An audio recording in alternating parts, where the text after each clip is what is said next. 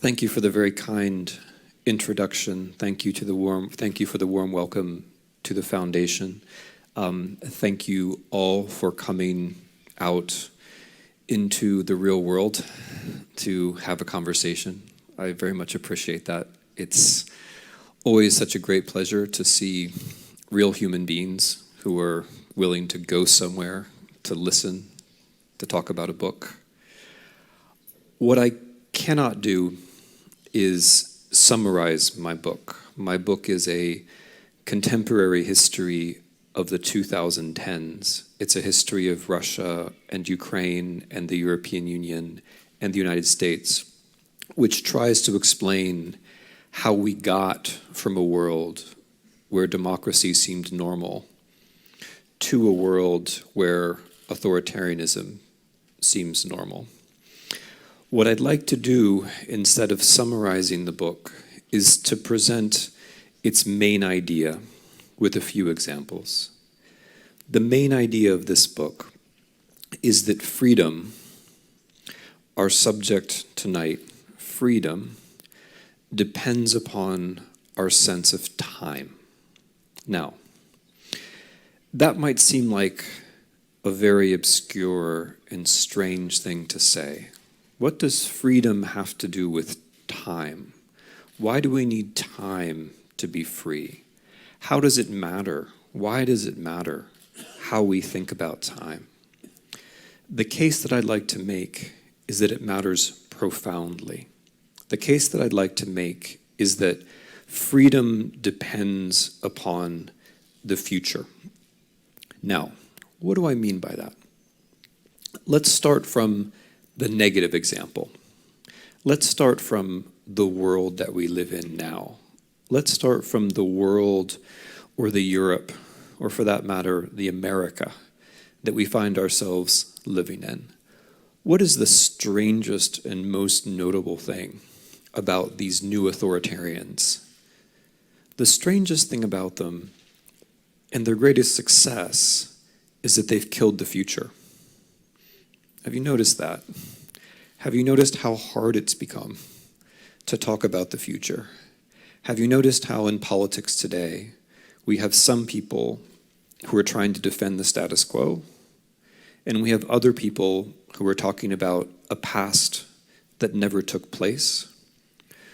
But we have almost no one who's capable of articulating a vision of the future for Spain, for Europe, for America, for the next 5 or 10 or 20 years. This is the strangest and I think the most powerful fact about our politics today. And this is, by the way, the thing that unites all of our contemporary authoritarians, whether it's Mr. Trump, whether it's Mr. Putin, whether it's Vox in Spain, whether it's Alternative für Deutschland in Germany, the Front National in France. There are many differences. But the one thing that they all have in common is that they have no sense of the future. They have no sense of the future. They're not offering a future. What I'd like to try to explain is how we got here. Or to put it a different way, let's ask what ideas of ours, or what incorrect ideas of ours, what ways that we thought about time made this possible. What was it about the period after, let's say, 1989? What was it about the period after the end of communism which made these new forms of authoritarianism possible? So, here's my answer. I think that 1989 was a strange moment of coincidences. Some things came together in 1989 by chance. And we didn't notice that it was an accident. We took it as having profound and permanent significance. 3 things came together in the late 1980s and early 1990s. Communism came to an end, as I mentioned, in Europe. Mr. Reagan and Mrs. Thatcher introduced ideas that we now call neoliberalism. and the European Union was formed by the Treaty of Maastricht. These things happened at the same time by accident. They had relatively little to do with one another, but they came together at a moment, and the way that we chose to define that moment was the end of history, the end of something. We tended to say, aha, now that communism has come to an end, we know how things work. We know, if we're American, that the market is now going to bring democracy. Or we know, if we're European, that the European project is now going to protect democracy. This is what I mean by the politics of inevitability. I want to suggest that for the last 25 years or so, we have been living inside an idea of time that is so big and so capacious that it's hard to see that we're inside it. It's so big and so capacious that it feels like life itself until it breaks. In the politics of inevitability, we believe in progress. We believe that the future will be like the present. We believe that there are no alternatives. How many millions and millions of times has that phrase been uttered in English and Spanish and German and French and all European languages in the last 25 years, that there are no alternatives? We believe that time is like a line going from the present into the future. It's a line going upwards. Things are getting better. We can't possibly fall off this line. Now, there are problems with this way of thinking about time, deep problems. One of them is that, of course, it's not true. It's simply not true. But the other problem is that this idea breaks. At a certain point, for one reason or another, we will stop believing in inevitable progress. Perhaps we'll be shocked by a financial collapse in 2008. Perhaps we'll realize that our standard of living is going to be worse than our parents' standard of living. Perhaps the wrong person will be elected president of the United States. Perhaps a far right-wing party will find its way into the Andalusian regional parliament. But for one reason or another, we'll be surprised, we'll be shocked. And when we're shocked, when we're surprised, when we no longer believe in this inevitability, what comes next? And I believe this is the thing which is changing now. This is the hinge that the history of the West is turning on now. We shift to the politics of eternity. This is the form of politics which is coming to dominate now. In the politics of eternity, a couple of very attractive things from the politics of inevitability remain. The politics of eternity is another way of not being responsible. Because you see, in the politics of inevitability, in the idea of progress, it doesn't matter what you or you or you or you do, because some larger force is going to take care of democracy, the market, Europe, something else. In the politics of eternity, rather than progress, we have doom. And the attractive thing about that is that we don't bear responsibility for that either. In the politics of eternity, time is no longer an inevitable line going from the present to the future. Time has become a cycle where the same thing happens over and over again. And it is really the same thing. The same thing is that the outsiders come and they take away the thing that belongs to us. In this story, there was a moment in the past where things were better, but somehow the outsiders, the Muslims, the migrants, the Jews, the blacks, somehow they got in the way and took that thing away from us. And so politics then becomes a discussion about a cycle. It becomes a circle where we talk about making America great again. Or we talk about defending Spain from, let's say, communism. We talk about something which goes back into the middle of the 20th century, around and around, over and over and over again. Now, the success of the politics of eternity, or the sign that it's with us, is that we find it hard to think about the future. We find ourselves caught up talking in myths about the past. And here's where the interesting thing comes in. We find that technology is not our friend. In the politics of inevitability, in the idea of progress, one of the things we thought was Technological progress will mean intellectual progress. The internet will make us all better citizens. That turns out, to put it in one sentence, not to be true at all. That turns out not to be the case. It turns out that technology, or in particular the internet, is best at figuring out what we're afraid of. It's best at eliciting from us our anxieties and our fears. It's best at turning us into caricatures of ourselves. It's best in taking us and making us simpler than we ought to be otherwise. And politicians of eternity, for example, Mr. Trump, understand this very well. And they use the technology which is supposed to bring us into the future to keep us pinned in the past. They use the technology which was supposed to make us more reasonable, and they use it to make us unreasonable. They keep us from getting beyond the daily news cycle. Every day they hit us with something surprising, something upsetting, something that throws us off our game. This is the part in the lecture where I count how many of you are using your phones.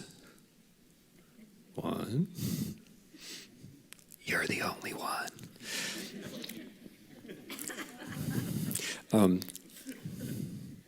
I don't believe in multitasking. So I've laid this out as a general idea, and I hope it makes sense.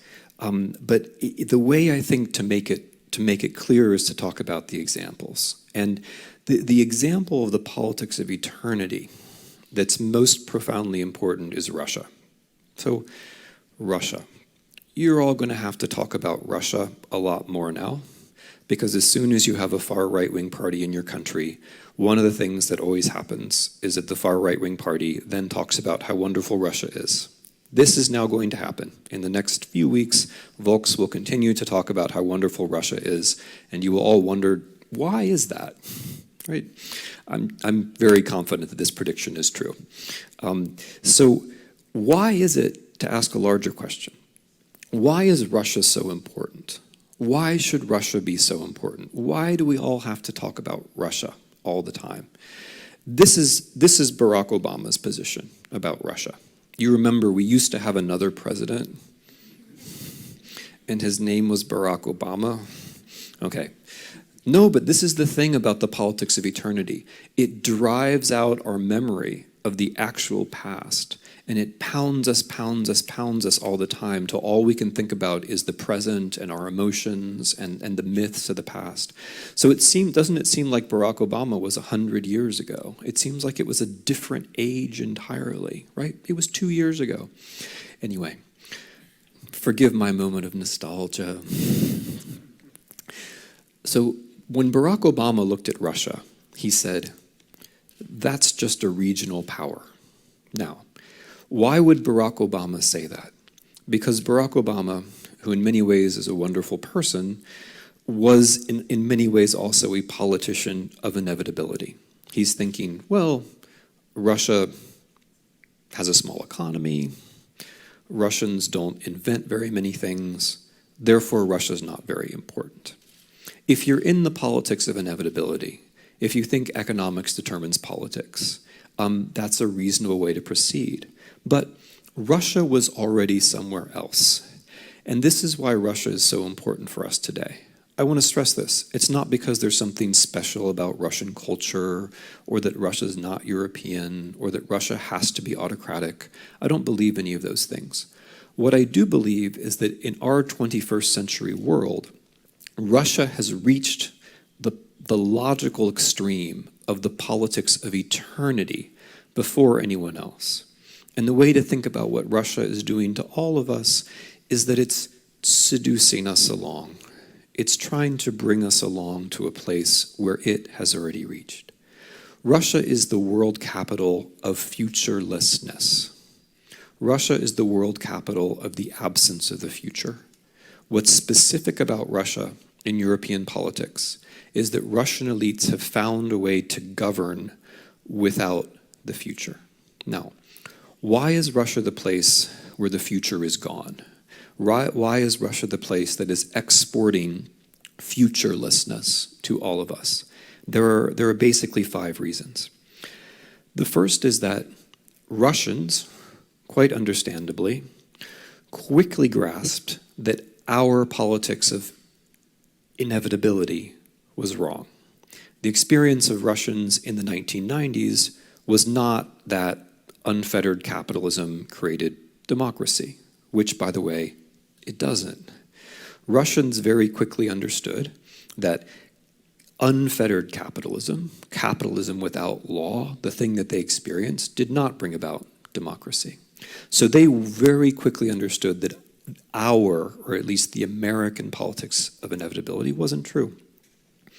The second thing that happened in Russia, and this is very important, by the way, for Spain and for America and for all of us, the second thing that happened in Russia is that local news died. That is a trend throughout the West, but it began in Russia. Starting in the mid-1990s, local news died in Russia. Why is that important? Because when you don't have local news, the gap is filled in by larger media outlets from far away. And people stop trusting the news because they no longer know reporters. People stop saying words like reporters and journalism, and they start saying words like media. And as soon as everyone is talking about the media, then the game is over. After Russia lost local news, its television stations, 5 or 6 major television stations, were slowly brought under control of the government. The third thing that happened in Russia is radical inequality of income and wealth. So there was an organization in Switzerland called Credit Suisse, which, as you will know, was a radical left-wing revolutionary organization. And Credit Suisse every year issues a report about the wealth of the world.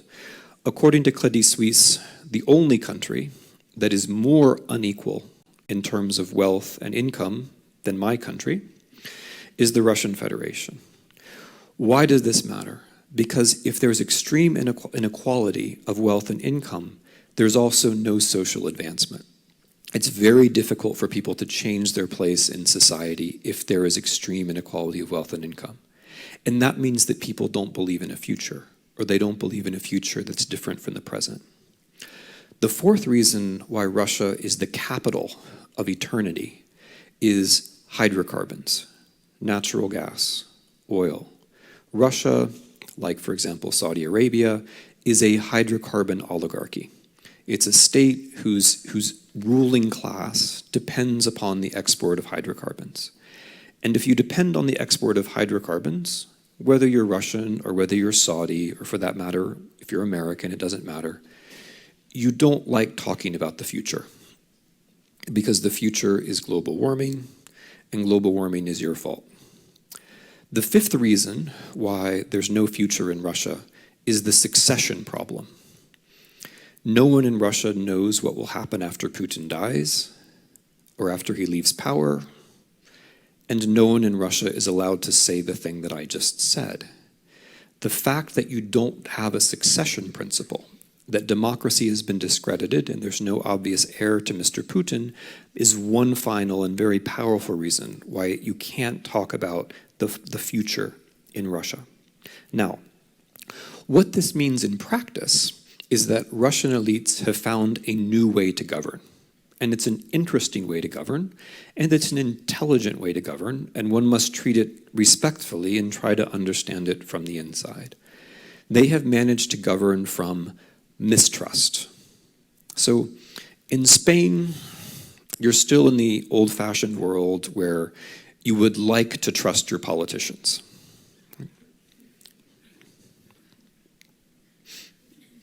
You would like to. Yeah, you would like to. Russia is in a different world. Russian leaders don't ask their people to trust them. They say, yes, we lie. We lie all the time. We lie about everything. And by the way, we're a hydrocarbon oligarchy, and we're never going to leave power. And in the meantime, we lie. But here comes the interesting thing. Everyone else also lies. And by the way, there's no truth anyway, so lying's not so bad. That is an interesting 21st century postmodern way of governing. What it creates inside Russia is a kind of negative nationalism, which I believe is something new in the history of nationalism. The idea is that, yes, we lie, but at least our lies are our lies. They're better than British lies or American lies or European lies or Spanish lies. They're our lies. And we should stay close to them because they are ours. In domestic policy, that's the way it works. In foreign policy, things start to get very interesting indeed. Because if you're the Russian elite, if you're Mr. Putin, and you're governing from mistrust, and you say, everyone lies, and by the way, there's no truth, how do you deal with the reality of the European Union? How do you deal with the reality of the United States of America? How do you deal, in other words, with big political units that are based on the rule of law, where there is something like factuality? What you do with them is you try to make them fall apart. You try to make them look ridiculous. You try to turn them into a mockery of themselves. Now, that might seem like a very ambitious goal, but think about Great Britain right now during the debate about Brexit. Doesn't Great Britain look a bit like a mockery of itself? I know you're very polite, so you're not going, and they're your neighbors, so you're not going to nod too much, but they do. Doesn't the United States under Mr. Trump look like a mockery of itself? It's okay, you can nod. It's not that easy to hurt my feelings. Yes, it does, right? Isn't the European Union wavering just a little bit in a feeling of uncertainty, right? This is what it's all about. It would seem like a very ambitious goal for Russia to try to break up the United States or break up the European Union if we didn't know that Russia chose the American president. If we didn't know that Brexit, among many other things, was Russian foreign policy. If we didn't know that every single major right-wing and populist force in Europe that matters owes something to Russia. But we do all know all these things. And so maybe it's not that ambitious. Let me put it a different way. You're familiar with the United States Armed Forces. They've been based here for a very long time. You're familiar with how expensive they are. I pay my taxes. I'm familiar with how expensive they are. One American F-35 fighter plane, right, is a matter of hundreds of millions of dollars. Its tires, its wheels cost more than the Russian cyber budget. The entire Russian budget devoted to misinformation, the entire Russian budget devoted to getting Mr. Trump elected President of the United States is probably on the order of $2 or $3 million, right? The people on this side of the room could raise that amount of money in an evening. Yes, I'm looking at you in particular, yes. This is not a serious, I can just tell from the tie. I can just, but you see my point. This kind of disruption is not expensive. And this is where Barack Obama's idea of the world, or all of our idea of the world, that what matters is only money, that what matters are your inventions, that this turns out not to be true. If Russia's only a regional power, why do they get to choose my president? Why does it matter what they think? Well, the answer is that the politics of eternity can work. Okay, this brings me to the part of the lecture which I presume will be most enjoyable for you. This is the part of the lecture where I talk about the United States. So, what is the American politics of inevitability? What is our version of progress that has made us vulnerable? Our version of progress, you'll know it well, is, first of all, American exceptionalism. We're democratic, democracy is us. That's just the way it is. In fact, in the last decade, we have become measurably less democratic, pretty much any way you want to look at it. We have legalized corporate money in politics. We have legalized voter suppression laws. 22 American states have laws that are designed to suppress the vote, especially of African Americans. 22 American states have passed such laws in the last 6 years.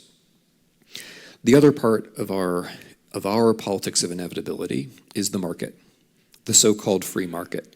The market will automatically create democracy. Therefore, if, for example, we invade Iraq and get rid of that troublesome government, the market and democracy will automatically spring from the sand, which sounds crazy, but that is what we said in 2003, right? But of course, it's not true. The market requires the rule of law, just like democracy requires the rule of law. One does not automatically create the other. In fact, in the United States, what we've had since 1979 is complete stagnation in terms of how the average American is living.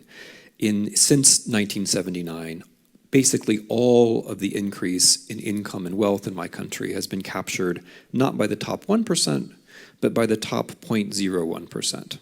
So we're looking at a country where a person who was born in the 1970s has basically experienced no change.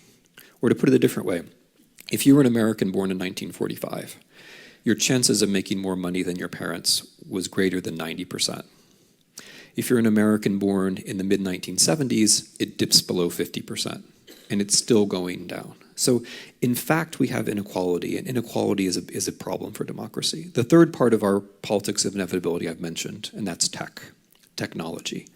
The idea that connectivity is a human right, and so on. In fact, the spread of internet penetration around the world has coincided not with the rise, but with the decline of democracy. Gotcha. In fact, the internet seems to drive us into a polarizing situation where it's harder and harder for us to work together within a democracy. And these are the weaknesses which explain how we can have a President Trump. The way that the politics of inevitability works is that it lulls us into a sense that nothing else is possible, but meanwhile it creates the holes, it creates the weaknesses, it creates the possibilities for a politics or a politician of inevitability. Like, for example, Mr. Trump.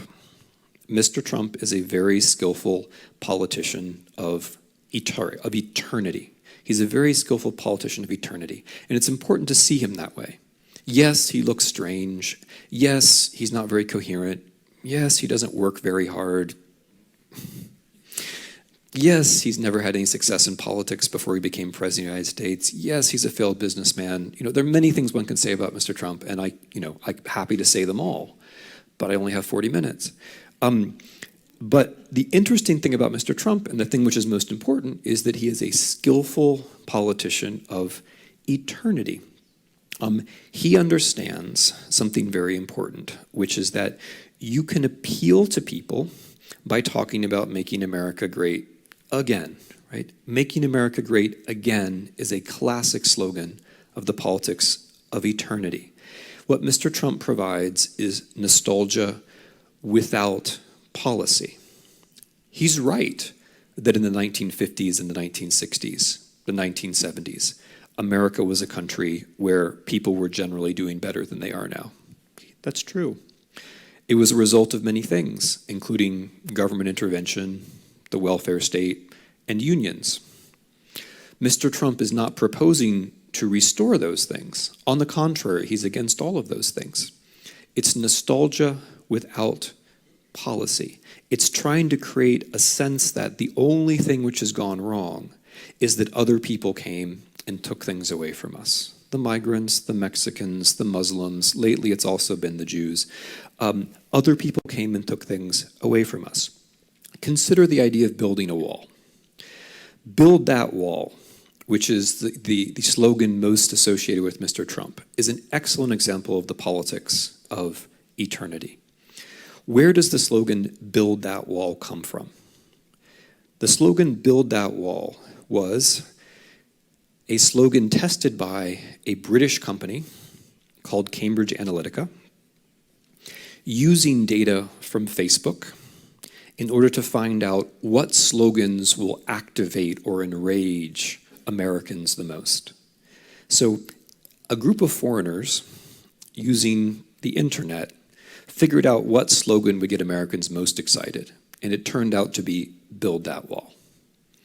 So then Mr. Trump, and this is the politics of eternity, right? Because "Build That Wall" says, what's wrong with America is that the other people are coming, right? And it's also the politics of eternity because it's about using modern technology to keep us in a permanent state of anxious and fearful emotion. Now that Mr. Trump is president, and he had 2 years of a Republican majority in both houses of Congress, did he build a wall?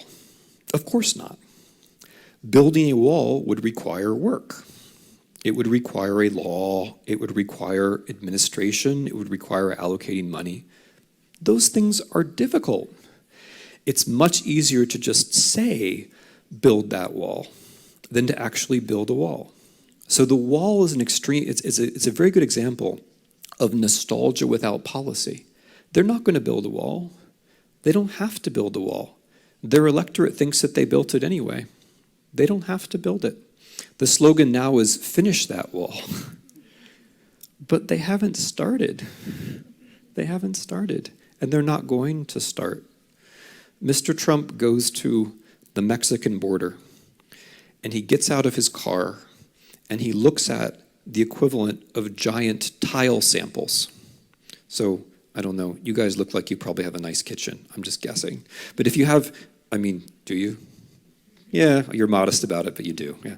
So when you build a kitchen, you choose the tiles, right? That's where we are with the wall. Mr. Trump goes to the border, and different American companies bring out these giant tile samples of what the wall is going to look like. And Mr. Trump says, oh yes, that one looks very scary. And that one, that's a nice shade of gray. And oh, that barbed wire, it's so nice to the touch. That's where we are with the wall. We're not going to build the wall. But that's it's funny, I know, but there's a point here. And the point here is that the politics of eternity does not involve policy. It involves finding the things that make us crazy, either positively or negatively. Because, of course, build that wall makes some people crazy because they like the idea. And it makes other people crazy because they hate the idea. But either way, it makes people crazy. And it keeps us from thinking about or doing anything about the future. Okay, so what does Trump have to do with Russia? Mr. Trump comes from the part of American capitalism which is most like Russian capitalism. He comes from the part of American capitalism which is least regulated. He comes from the part of American capitalism where Russian oligarchs find themselves most comfortable. He also is a television personality. So he comes from the world of entertainment. He comes from the world of talking about the way things should be done as opposed to actually doing them. And by the way, this is, I think, something very interesting and often overlooked. Mr. Trump is not a successful businessman. He's not. He's just not a successful businessman. I'm happy to be proven wrong. When he shows me his tax returns and it turns out that he's made some money on anything at any point, fine. But as far as we know, Mr. Trump inherited $340 million from his father, got into hundreds of millions of dollars of debt, bankrupted 6 companies, and then was elected president of the United States on his reputation as a businessman. The trick is that he was not a successful businessman, but he played one on television. And that, my friends, is a very different skill set. It is one thing to be a doctor, and it's another thing to play a doctor on television. We notice that it's never the same people, right? The same is true, and I say this respectfully to all the businessmen and women in the audience, the same is true for businessmen and women. No, I know lots of successful businessmen and women, and none of them play businessmen and women on TV. And there's a reason for that. It's just a different skill set. Mr. Trump is an entertainer. He was a professional entertainer. And this, among other things, meant that he was very much in the style of the politics of eternity that the Russians were already developing. His synergy with Russia, I'm sure, is evident to anyone who's looking. The way he behaves when Mr. Putin is around in Paris or at Helsinki is obvious. What the Russians did for him, this is one of the major subjects of my book, but what the Russians did for him was quite profound. What the Russians did was that they used our technology, they used American technology, American social platforms above all, to tilt the election in a certain direction. Now, this might not seem possible to you, but consider the following scenario. Let's consider that a foreign power has access to the emails of the Socialist Party in Spain. And let's consider that that foreign power chooses to leak certain emails at certain times. And let's also assume that, that the People's Party, that no other party is affected, right? This really has an effect. If you think that your career won't suffer if I can go into your email account and reveal anything I want to, then then you're living in a very good way, and congratulations. But in general, if someone has access to someone else's private data and can release it whenever they want, that affects the public conversation, and it's certainly affected in the United States. Another thing which Russia did, and I'm just mentioning a couple examples, another thing which Russia did for Mr. Trump was to use Facebook. 137 million Americans voted. 126 million Americans looked at Russian material on Facebook. And there are quite spectacular examples of Russian Facebook pages being more resonant and salient and popular than the American Facebook pages that they replaced. So for example, I laugh. I don't know whether to laugh or cry. I'll laugh and then cry. There was a Russian Facebook page which was about Texas separatism. I mean, why not? They're in favor of every separatism. So there was a Russian Facebook page about Texas separatism. And the Russian Facebook page about Texas separatism was more popular than the Texas Democrats and the Texas Republicans put together, right? Russian material transmitted over Twitter was also very popular. There was a Russian Twitter site which claimed to be the site of the Tennessee Republican Party. It was 10 times as popular as the Twitter account of the actual Tennessee Republican Party. And the reason for this was that they were willing to do things which we weren't willing to do. They were willing to say things which were more extreme. They were willing to refer to Hillary Clinton as a murderer, as a pornographer, as a pimp who sells sex with children. And these were things which were not true, but they might have appealed to our desire to see her as someone else. They might have appealed to our desire to see her as an enemy. So the Russians helped Mr. Trump to get elected. And in the end of the day, he won. Now, okay, that's the part of the lecture where you're supposed to feel good. You know, the part about the crazy Americans and how they're vulnerable to Russia and all that sort of thing. Here comes the less enjoyable part, which is about Europe. Europe has a politics of inevitability too. Your politics of inevitability is just as big, it's just as capacious, it's just as all-embracing, as ours is. Your politics of inevitability is also a very big idea into which you are educated and out of which it's very hard to see. I call it the fable of the wise nation. The fable of the wise nation is this. The fable of the wise nation says, European nations are very old. European nations are very wise. European nations have learned things over time. For example, European nations learned that war is bad during the Second World War, and therefore European nations decided to cooperate economically so there would be peace. It's a nice story, right? You've heard that before, haven't you?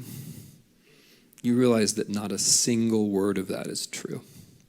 Nothing about that is true. That's a myth in which you live, and it's a dangerous myth. Because just like our story, it's a story which opens you up. It's a story which makes you vulnerable. Why? I'll try to explain why. Because the real history of Europe has nothing to do with nation states, or almost nothing to do with nation states. You've never had nation states. The only time you have nation states is when you're 9 years old and you're taking history class. In the actual history of the actual world, what actually happens is that you have empires, and when those empires fall apart, you move into a European integration project. That's what actually happens. And after that happens, you tell yourselves that we were nation states the whole time and that we learned from history. This is just not true, all right? Consider Spain. Let's consider Spain. When was Spain a nation state exactly? When did that happen? Spain was an empire. Francisco Franco referred to it as an empire. He didn't talk about a nation state, he talked about an empire. And he had a reason for doing that, which is that almost literally until the day he died, Spain controlled overseas possessions. You lose the Spanish Sahara in the middle of the 1970s. You lose the Spanish Sahara right at the time that the Franco regime comes to an end. Spain is an empire. Spain is an empire right until it joins Europe. In 1977, you apply to join what was then called the European Communities. In 1986, you join. There is no moment when you're a nation state. It doesn't happen. And it goes deeper than that. Because consider who Francisco Franco was. He was an imperial general. He was a man who made his career in Morocco. How did he win the Spanish Civil War? Because he brought troops from Morocco, Spanish and otherwise, to fight in Europe. How, by the way, did those troops get here? They were transported by Germany and Italy, countries which at the time were imperial powers. Spain is part of imperial history until it's part of European history. There isn't a moment when you're a nation state. And that is normal. That's normal for everyone. And the reason why this is so important is that it creates a tremendous vulnerability for you, for all of you, for all Europeans. Because the way that you debate the European Union is grounded on things which never happened. Let me give you the example of Brexit. So the Brexit debate, which is one of the most painful intellectual experiences of my lifetime as a historian who cares deeply about the United Kingdom. The Brexit debate is based on the premise that there is a British nation state, that British nation state once joined the European Union, and therefore that British nation state can leave the European Union. That never happened. Great Britain was an empire. Great Britain lost a whole series of colonial wars. British trade shifted from the world to Europe. British trade becomes more European than international in the late 1960s. Great Britain, an empire that is falling apart, joins the European project. That's what actually happens. There is literally not a second where Britain is a nation state. It's an empire, and then it's part of the European project. So when we debate Brexit, we're debating with phantoms. We're debating things that never existed. The idea that Britain can leave Europe and become a British nation state doesn't really make any sense. At least it doesn't make any sense as nostalgia. Because the people who are in favor of Brexit, they are generally politicians of eternity. They are generally people who are talking about a Britain of the past that should come back. But of course, the empire isn't going to come back, right? The empire is not going to come back, and the nation state never existed. This is why it's so dangerous. In your story about the wise nation that always existed and learned from war, in your story there's a nation state which made a choice. That never happened. There was never a nation state, and Europe was not a choice. It was an existential necessity, at least for democratic rule of law states. It was an existential necessity. Now, what does this have to do with Russia? It has very much to do with Russia, because the thing that I'm telling you, the fable of the wise nation, everybody who's not in Europe knows it's true, okay? If you're not inside the European Union, it's pretty obvious what the European Union is for. If you're not inside the European Union, you understand the European Union is a project to save fragments of former empires and to turn them into rule of law states, if you're not inside. If you're inside, then you can have the illusion that you have and you can tell yourself the story that you have. But if you're outside, it's pretty obvious that the real stakes are empire and integration, that those are the real historical options. Now, Russia, the thing that I'm taking so much time to explain to you, the Russians all know it. They know the choice is integration and empire. The thing which is special about Russia, and which became clear when Russia invaded Ukraine in 2014, is that Russia is the first major European state to stay with the idea of empire. Portugal, Spain, the Netherlands, Britain, France, Germany, all of these former imperial powers chose Europe. Russia is the first major European state to openly reject integration and choose empire. That's what's special about Russia. That's what's special about Russian policy. And so what do the Russians do with you and to you? They tell you your own story. They just tell it to you a little bit more intensely. They tell the British, oh yes, you were always a very strong nation state. They tell this to everyone, Germany, France, Italy. Why not be a nation state? Europe is so oppressive. Europe is so bureaucratic. Europe makes you powerless. They tell the same story to everyone. And the reason they tell you that story is because they understand your myth. Their policy is always designed to support the people who are pushing you away from Europe, whether it's Alternative für Deutschland, the Front National, whether it's Brexit in the UK. Without exception, the people they support are against the European project. And there's a reason for this. What they're doing is they're pushing your politics of inevitability, your story that nations were always there and nations are learning and therefore things will be okay. They take your story and they pull it towards the politics of eternity. They push you back to this nostalgic loop where Hungary was a great country in the 1930s, and Poland was a great country in the 1930s, and Spain was a great country in the 1930s. Everybody somehow was a great country in the 1930s. Somehow in the middle of the 20th century is somehow being rehabilitated as a time of the wonders of the nation state. And the thing is, it sounds ridiculous when I put it that way, but you have all prepared yourself for this with the idea that you have nation states. And all the Russians are doing is taking that just a step further and saying, yes, you have this proud history of being nation states. Of course you do. Why don't you become nation states again? And the thing that they understand, which very often Europeans don't, is that if you do that, you will of course not only be weaker and poorer, but your states will perhaps cease to exist. Because here's the thing about modern European history. With a very few exceptions, the nation state has not shown that it can exist. If you want to look at the actual history of the European nation state, you have the Balkans in the 19th century, which began the First World War. You have East Central Europe in the 1920s and 30s, which fell apart at the beginning of the Second World War. And that's pretty much what you've got. There isn't really a history of the nation state. They're trying to push you into a void. And this, of course, is the politics of eternity, the nostalgia for the thing which doesn't really exist. Okay, so I'm focusing on America and Europe, and I'm talking about Russia.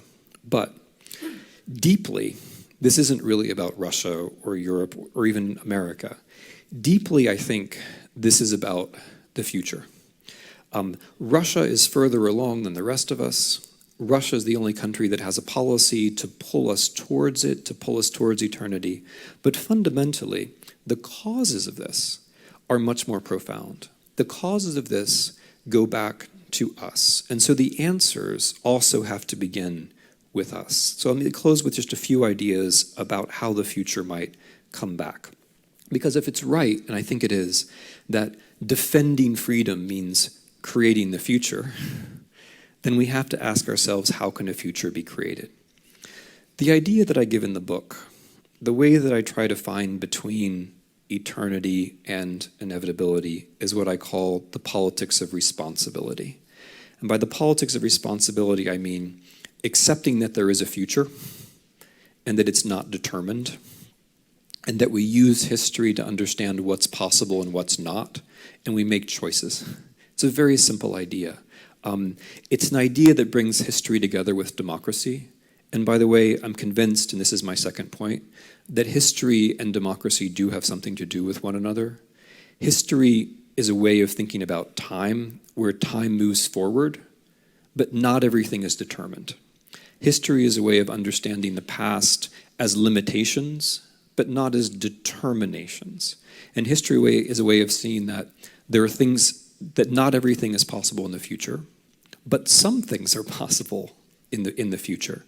And in that way, history, I think, or that sense of historical time can affirm democracy. If we don't think that the future is going to be different than the present, why vote? And by the way, I think this is a reason why a lot of people in their 20s do not vote, whether it was Andalusia the day before yesterday, or whether it was Brexit or Trump in 2016. If people in their 20s voted, probably the outcome would be different, but they don't. And why is that? I mean, you can tell me later. But part of it, I think, is that people don't believe the future can possibly be different. Once you don't believe the future can be different, then it won't be different. So the second point is history. The third point is ecology, climate change. This is, I think, important in a very direct way for democracy. The people that I've been talking about, interestingly, Mr. Putin, Mr. Trump, the same people who are sharing the politics of eternity with us also tend to deny the reality of climate change. In other words, they tend to bring us closer to a world of climate change disaster. In order not to have that feeling of fear and anxiety, we have to have the sense that we're doing something about climate change. This is a new form of politics. So consider, both Mr. Putin and Mr. Trump try to scare everyone with the idea of migrants. Why fundamentally is there mass migration from North Africa to Europe? Why fundamentally is there mass migration from Central and Latin America to the United States? Climate change. Fundamentally climate change. The war in Syria was largely a result of climate change. The Arab Spring was largely a result of climate change. Mexico City is going to fall into the earth as a result of climate change. And then we'll really have migration.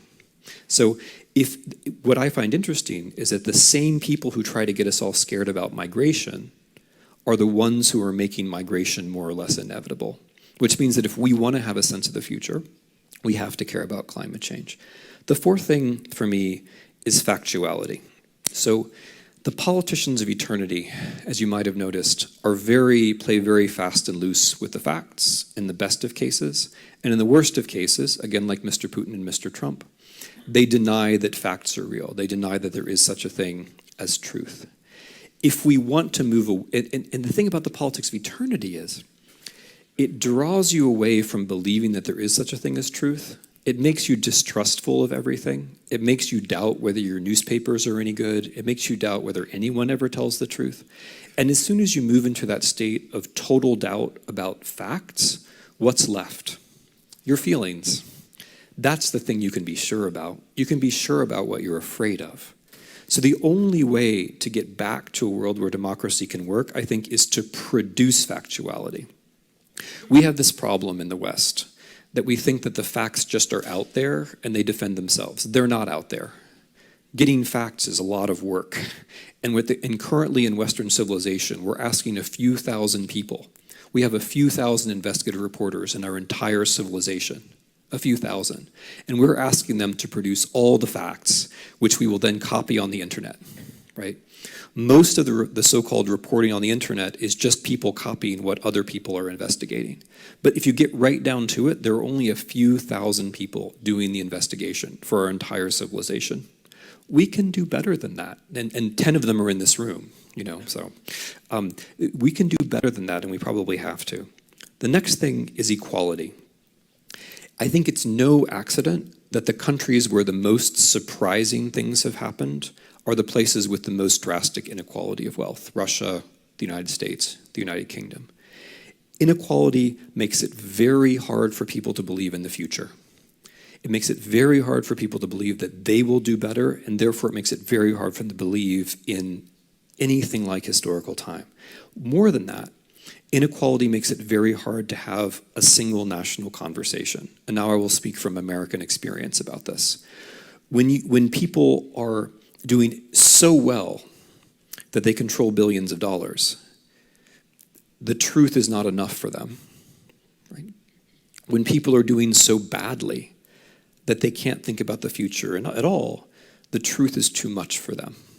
This is what America is like today.